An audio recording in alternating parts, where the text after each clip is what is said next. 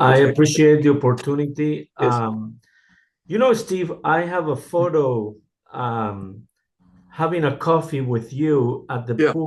at the pool in the hotel in Caracas, Venezuela.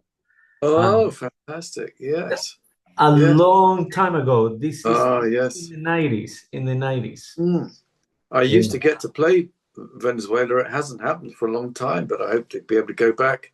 Uh, Hopefully it will happen soon sometime. yes, that would be wonderful. I miss it. I must say, I miss being in Caracas. I That's made that. friends, you know. Yeah, that's good to hear. That's good to hear. Yes. So let me ask you something, Steve. Yeah. Are you touring with a smaller band now? And if you are, is the sound the same or a little bit different? No, no, it's not a smaller band. The guys that I'm touring with in the States, there'll be Nick DiVigilio, Rob Townsend, Roger King, um, Nad Sylvan, and Jonas Reingold, plus me. So that's six people on stage. It's not smaller. It's a rock show. We do 9 songs from Lamb Lies Down on Broadway, and uh, we play essentially a similar set to the one that is on the album Lamb Stands Up, the Royal Albert Hall, which you've got as your backdrop there. So it is in the States, we'll be doing Supper's Ready as well. So we're leaving out a couple of those songs and we're doing the whole of Supper's Ready. So it's quite comprehensive. It's a long show. Yeah, it's a long show. So is are the Lamb songs at the end of the show? The Lamb songs are in the second half, Okay. but there are things after that we play. In other words, Okay. we do Supper's Ready after that. Yeah. So there's another hour of things uh, Wow. uh, past that. So you get the idea there. Almost another hour. I haven't counted it recently, but with Supper's Ready, you're up to anything between 22 and 25 minutes. Depends on how long the guitarist keeps going at the end. Right. Steve, I've been working this quarter, this past few months in New York Yeah, City, right? yeah. And every time I leave my hotel in the morning, Hmm. it's early morning Manhattan in my mind. Ah, right. Every morning, right? Yeah, It's yeah. unreal. It's, And also yeah, yesterday I'm yeah. walking through Park Avenue and I go Yes, by the Waldorf Astoria. And I was there yeah, the night you guys got inducted into the Hall of Fame. So yeah. there's a lot of New York City in Yes, the history of Genesis. yeah. Oh, for sure. Yeah. First time I went to New York, I was hearing stories of a gunfight in the hallway of the hotel we were about to check in. So I thought I was checking into a war zone.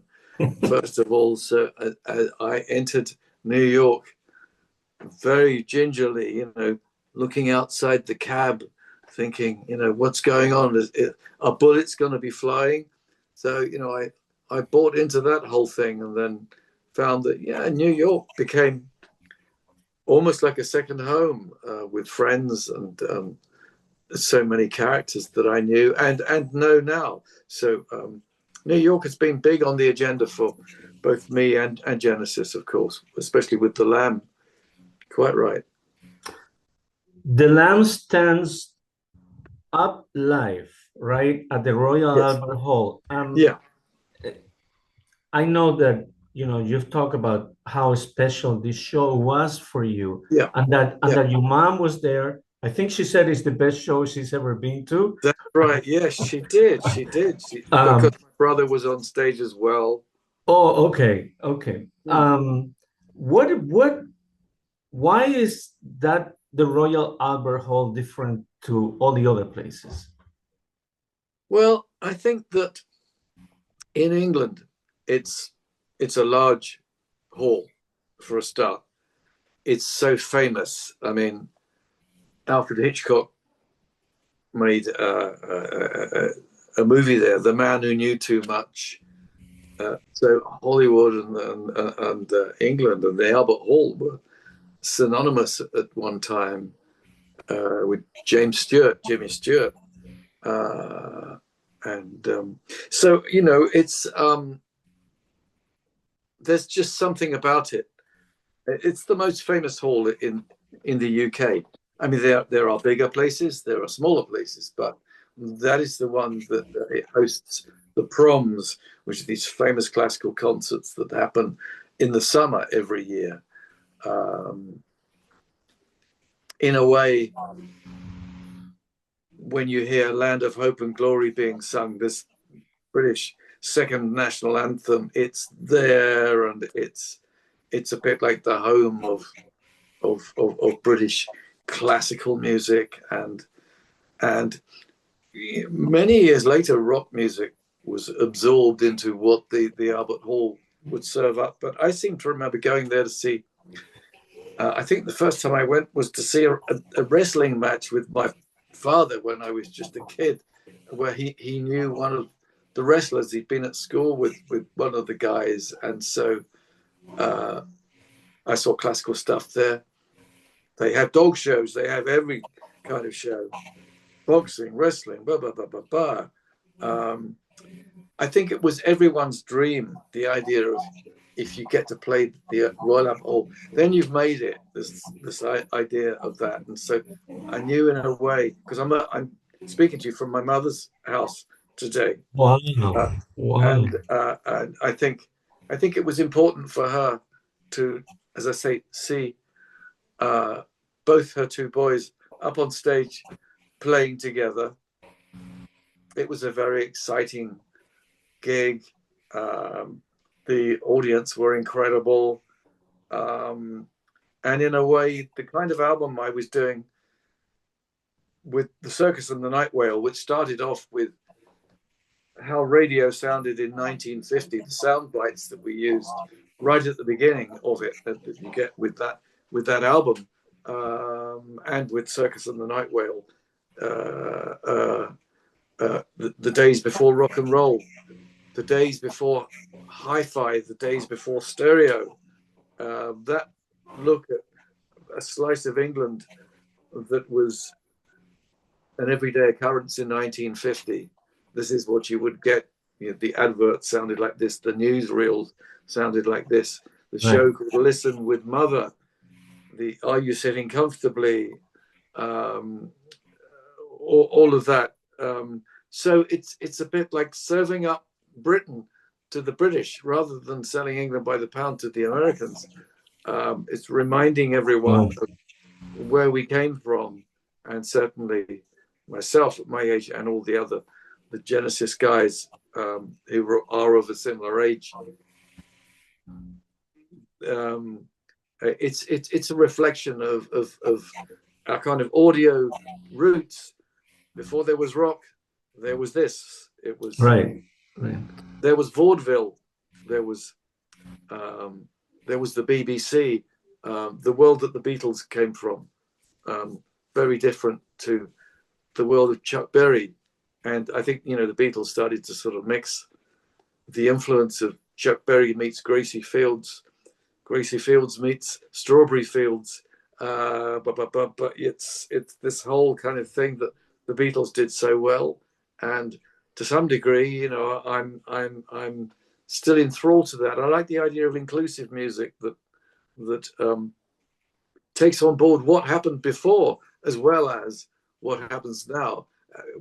If it was good and if it was remarkable and memorable, it's always contemporary. What Bach did, what Albinoni did, the Venetians, all of this, the Latins, the Europeans, Right. all together, all of it. It's, you know, great music started, you know, before R&B. Right. Thank you, Steve, for that. Let me ask you, is that the same house where there's a photo in the Armando Gallo's book where you're sitting with your guitar and your parents are in the background?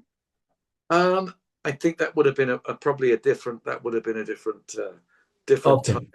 Okay, Yeah. you're very Uh, young there. I think this could even be pre-Genesis on that book. well, I think Yeah. if I was very young, sitting there with an electric guitar at the age of 14, probably, or Yeah. 15, Yeah. yeah, that I think that was a holiday camp. I've got a feeling that might have been. Looks like we're sitting in the garden of a house, but there were these Right. little chalets, and in those days, I used to amuse myself playing guitar and harmonica. I was I was a Rolling Stone wannabe, Wow. with Wow. with the looks that were more like Hank Marvin's son. You know, it's the early days, but the aspirations were there. I was Right. mad keen on it. It was important to me. Question, you say a Rolling Stones wannabe. Were Yeah. you ever Andrés Segovia or Paco de Lucia wannabe? As well, yes, I wanted to be everybody who was any good. You know, that's the truth. I didn't really listen that much to jazz. I was aware of Wes Montgomery, but I found jazz tone um, didn't really make the notes cry and stretch. Although more radical side of jazz, which was Miles Davis, especially around about 1970, the stuff that he was doing with the sort of Bitches Brew era and working with John McLaughlin, Black Beauty, and this kind of stuff, Live Evil. Um, I found that very interesting, where jazz was edgy and atonal, but very, very virtuosic, like tearing up the rule book and starting again.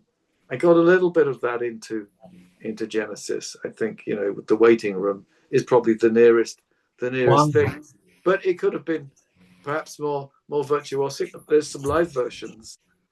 I'm seeing the Genesis guys tomorrow, by the way, so Oh, wow. that's going to be interesting. Yeah, we're having a get together to celebrate the Lamb and meeting the press, and there's a sort of listening party aspect to it, listening to the Atmos stuff. So yeah, it's going to be very interesting to see the guys. Uh, yeah, That's amazing. Final question, Steve. Thank you for your yeah, time. Two numbers, um, 30 and 50, almost 50 years since you left Genesis, and yes, 30 albums after that recorded solo. yeah, yeah. Um, how do you keep up with all your music? Making a set Um, list is gotta be well, incredibly hard.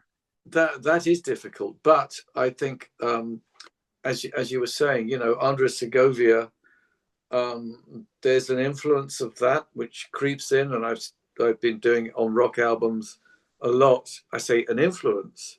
Um, sometimes I've recorded some of that material for classical albums, but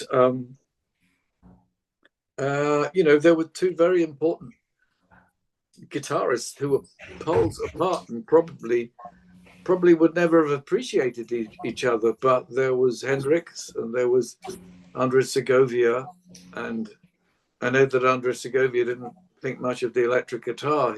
He thought that was, you know, that was a no-no. But I think it's possible to honor both aspects because they can both be equally beautiful if you've got an open mind to it.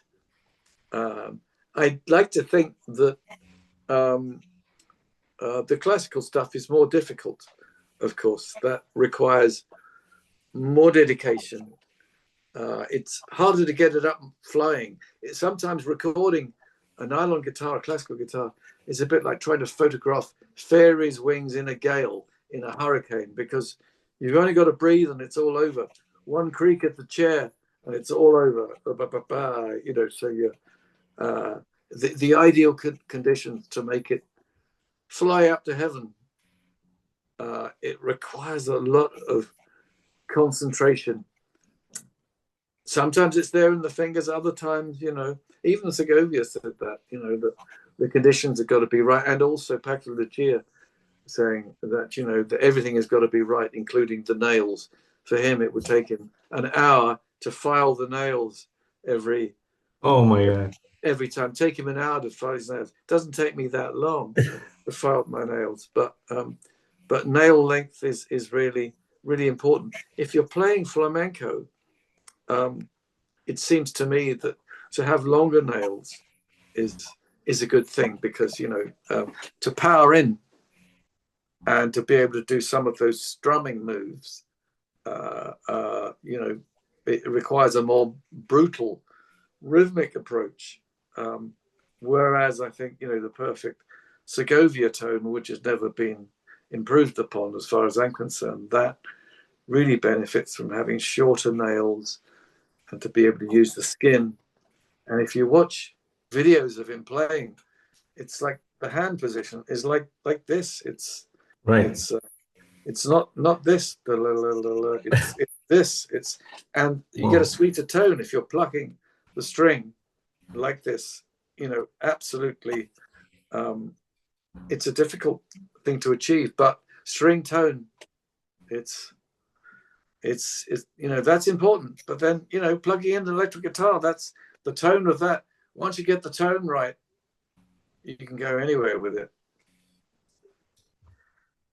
Wow, Steve, thank you so much once Thank again you. for this interview. I really appreciate it. I'm glad you only Thank you. had 20 Thank minutes you, Ronnie. because I would stay here for a lot longer. But Well, I appreciate the opportunity. I really thank you. do. And I look forward to seeing you when you get here in New Jersey. Fantastic. Well, I'm sure we'll talk again. Thank you so much. Always a pleasure. Yes. Bye, All the Steve. best. Thank you. Thank you. Bye-bye. Ciao. Bye. Ciao.